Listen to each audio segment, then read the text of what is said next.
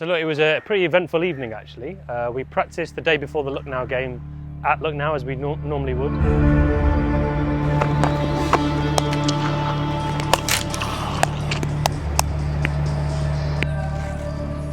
And then actually on the bus on the way back, a lot of the guys were watching the game on their phones as you do, the Punjab versus DC game.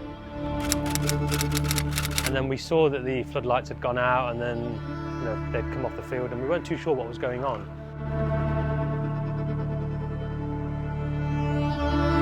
And only when we got back to the hotel we kind of got a proper sense of what was happening. So yeah, that evening, a lot of rumours, a lot of chat, and then the next morning we found out that our game wasn't taking place and that the competition had been suspended for a period. So yeah, it was quite chaotic. The key bit for us was trying to stay quite calm and try and get as much information from the BCCI as possible and try and communicate with clarity. But also being very mindful of what was happening in the country at the time. Like, no country wants to be at conflict.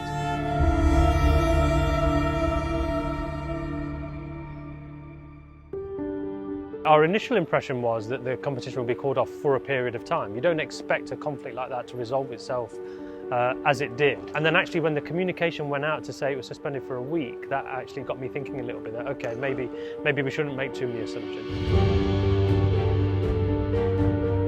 We were quite keen to send the players home because actually it was a good chance for them to have a break. So for the Indian players, that's relatively straightforward. With the overseas players, myself and Andy sat them down and spoke to them all and said, look, what is your preference?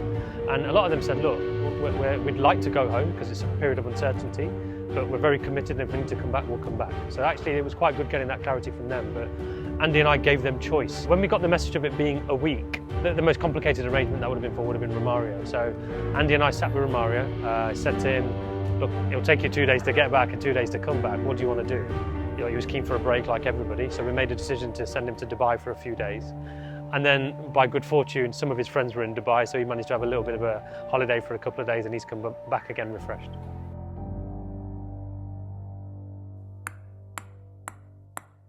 Maga. Weather Andre? Perfect fit. Cinema Andre? Super hit. 10 minutes Andre?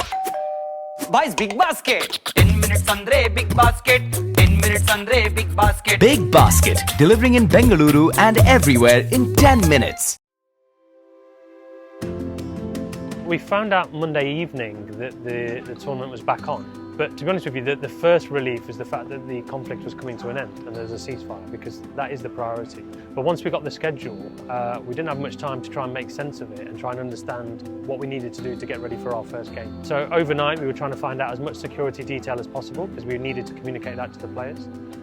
We made a very quick decision to communicate to the Indian players about when we wanted them back.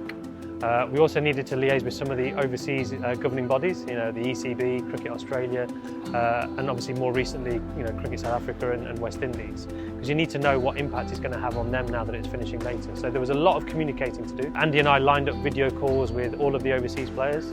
We spoke to each of them, took them through the security detail, took them through the schedule, talked to them about how RCB were going to look after them, which is really important for them to understand because we want them to feel safe and happy here. They all really love Bangalore, so they're all quite happy we've got a couple of weeks in Bangalore before we get on the road again. A little bit of good fortune, I guess, for Rajat in that it's given him more days to heal. He obviously hurt his hand a couple of weeks back. Rajat's in a good place, he's had a good practice tonight and we're confident that hopefully he can keep pushing for a place in the starting 11 again. And in Josh Hazlewood's case, he's obviously been managing a shoulder niggle, which he's had for a couple of weeks now. He's still back in Australia and he's still working on his rehab to come back from that shoulder niggle. We don't have any updates right now at the minute, so we're going to have to take that day by day. Big Basket presents RCB Bold Diaries.